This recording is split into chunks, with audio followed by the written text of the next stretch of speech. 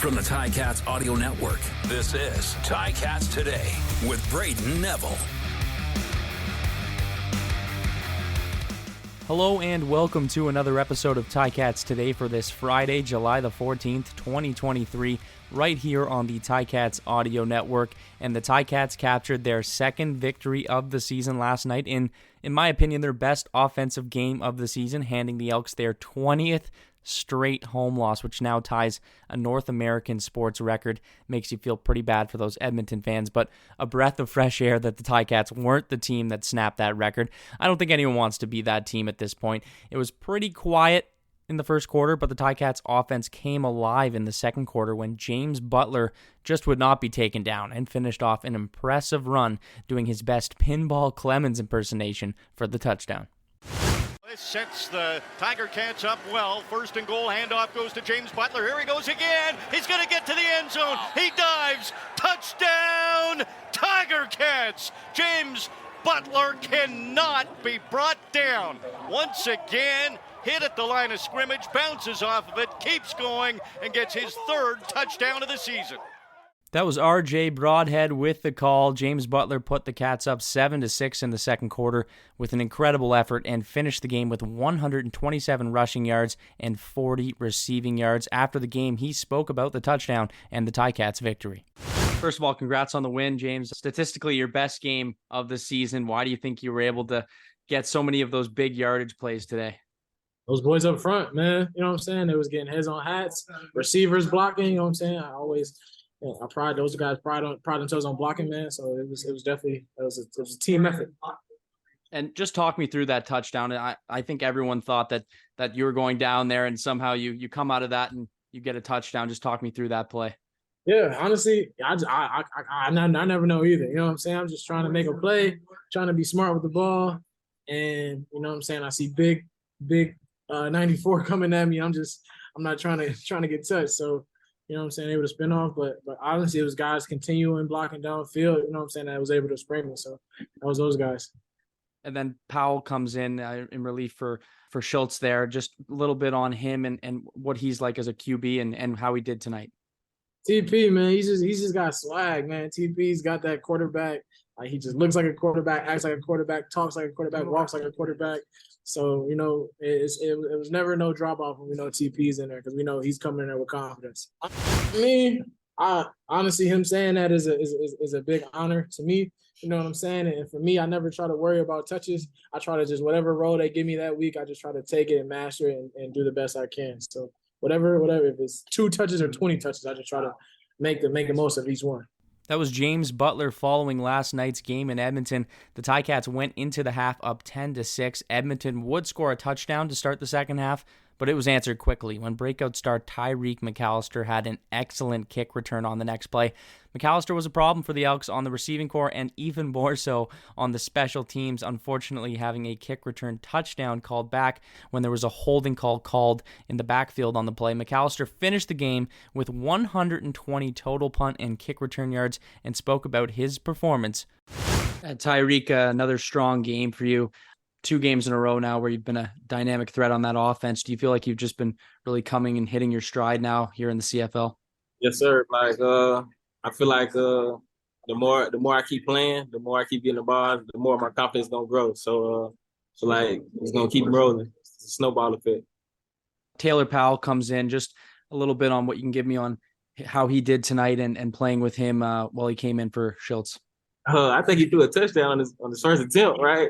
Yeah, that's all you need to know right there. I think he did a great job, man. Taylor, he's always pumped. He's always ready in practice, and I know anytime he get on the field, he's gonna be ready. So I think he did a great job. I had the ball in my hands. I feel like I'm so explosive, and there's a big play waiting to happen once you get it in my hands. So I love it, man. The more I can get the ball in my hands, the more I feel confident. I was disappointed, man, because I felt like we had one right there. I felt like we got one, and I went back and looked at the play, and I didn't think it was a good call, but it's all right. We'll get another one. I love it, man. I think me and Nine in the backfield is dynamic because Nine been doing it for a while, man, and I just want to come in and give a spark to him. So we'll get a dynamic duo right there. I like it. Yeah, I feel like we got some work to do. But anytime you get a win in professional football, it's good. It's a good thing. So I feel like as long as we keep building, keep growing our confidence, we'll be okay. We'll be fine. That was Tyreik McAllister. McAllister's third quarter return gave the Ticats great field position, and after the team marched down the field, Matthew Schiltz called his own number. 2nd and goal from the Edmonton 4. Let's see what Tommy Condell and the Tiger Cats choose to do. Schiltz is going to keep the football, dives in. It's a touchdown. Matt Schiltz and the Tiger Cats have the lead back. Matthew Schiltz with the rushing touchdown. Now, unfortunately, Schiltz ended up leaving this game with an injury. Still waiting for an update on the injury. Hopefully it's nothing too serious. He's just such an important presence on that Ticats offense. But as soon as we hear, we will give an update on that. Now, on the next drive, Elks QB Taylor Cornelius was forced out of the pocket, pressured heavy by Jagarrett Davis, and Stavros Katsantonis was there, ready to capitalize.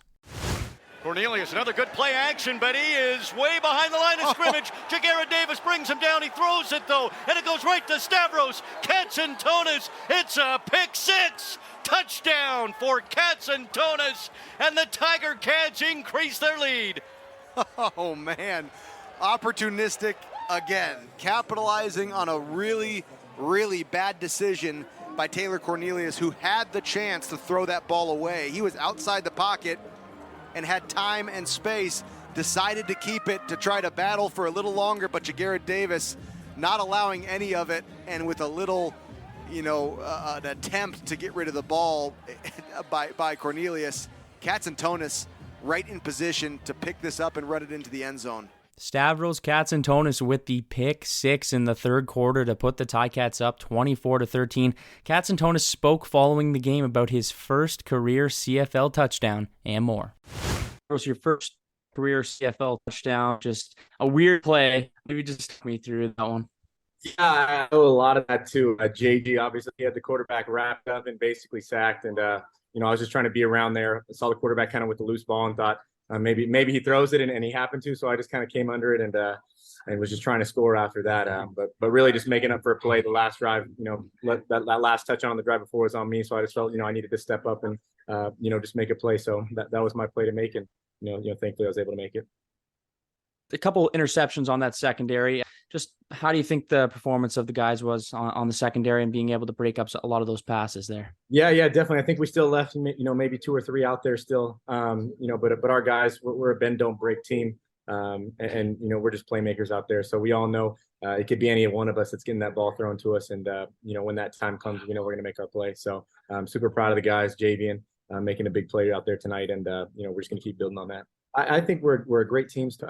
We showed our resiliency over the past 2 weeks. Obviously a lot of people looking at us as an 0-3 team coming out of that bye week, and we weren't listening to the outside noise.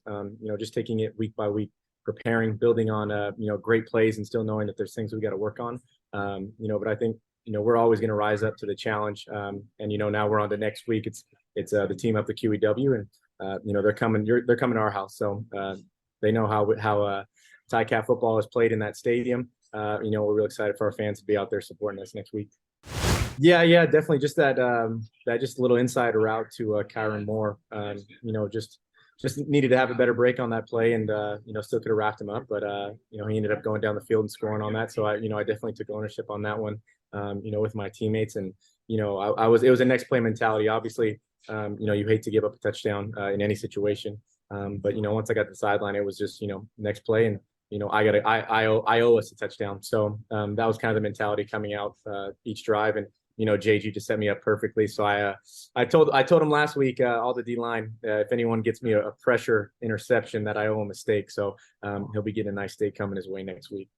Just one of those things that we need plays to be made on our end, and we as a defense want to score touchdowns. So anytime that we're able to do that, it's just a real great feeling. That was Stavros Katsantonis following last night's game. Following the injury to Matthew Schiltz, Taylor Powell made his way into the game, and on his first ever CFL pass, he showed that he belongs in this league. So he did get some action. That now is extremely valuable for Powell. It's a 2nd and 5 from the Edmonton 17. Powell stays in the pocket. He's going for it. End zone. Touchdown. His first CFL pass is a touchdown to Tim White. Unbelievable. Tiger Cats increase their lead. They're up to 33 points. That's the most they've scored this season. Okay. Well, Ticat fans, you've got a quarterback in play here, and Taylor Powell, as cool as could possibly be, stands in his pocket and puts the ball where he needs to and jogs to the end zone like it was his 100th touchdown pass in the CFL. Powell, on his first career CFL throw, finds Tim White in the end zone for the 17-yard touchdown with a beautifully placed ball, and the Ticats wouldn't look back from there, winning this game 37-29 the final, and Coach O spoke about the team's performance following the game. Coach, congrats on the win. The offense seemed like they were clicking in this one. James Butler had perhaps his best game of the season so far. I'm just wondering what you saw from JB tonight in his performance. Well, I mean, his performance speaks for itself. He's, obviously he's a dynamic back that, he's gotten these touches lately and he's done the most of it. And also just credit the O-line. They were getting on jerseys out there. And, whether they should throwing a lot at us, a lot of cover zero stuff, zone blitz, different things. And we were able to get on a jersey and make things happen. So I'm super proud of them. And Taylor Powell, he comes in relief for Schultz when he goes down, throws a touchdown on his first career CFL pass. What did you see from him coming in for Schultz there? Just what we saw when he came in. It's just not too big for him. He's a guy that consistently wants to get better. He walks by my office early in the morning like all the quarterbacks do. He wants to get better. He doesn't pretend to know it all. He's just a sponge. And then once the lights are on, they're not too bright. So super proud of him. He made the right throw there and checked it down when he needed to and basically had ball security when people were in his face. And then one last question. Tyreik McAllister is showing that he could be a star in this league. What has he been able to bring to this offense and also on that special teams? Well, he's just dynamic, right? I mean, you can use a bunch of different acts there, but he's definitely dynamic and we need to get him on the field. And there's another guy that made a seamless transition where it wasn't too big for him. Credit him for coming in shape, ready to go, absorbing the offense. And then obviously, he had that dynamic return today, and it's just too bad that it got spoiled by what appeared to be a pretty fairly decent block. Well, I was proud of our response. When things didn't go right, we held them to, we don't plan on starting the game and giving them the ball right back. We thought we were going to have decent field position. Unfortunately, slipped through our hands and they recovered it. So that wasn't an ideal situation. And that was an easy time for us to possibly give up 7 and maybe take a little bit of air out. But we were able to hold them to 3. So anytime you can hold a team to 3, you'd prefer to have them punt, but 3s are definitely better than 6s. An exciting night in the city of Edmonton as the Ticats captured their second victory of the season to move to 2-3 on the year. The Ticats now look to prepare for the Battle of the QEW next Friday at Tim Hortons Field, and tickets are available. That's all the time for me today. Thank you for listening to Ticats Today.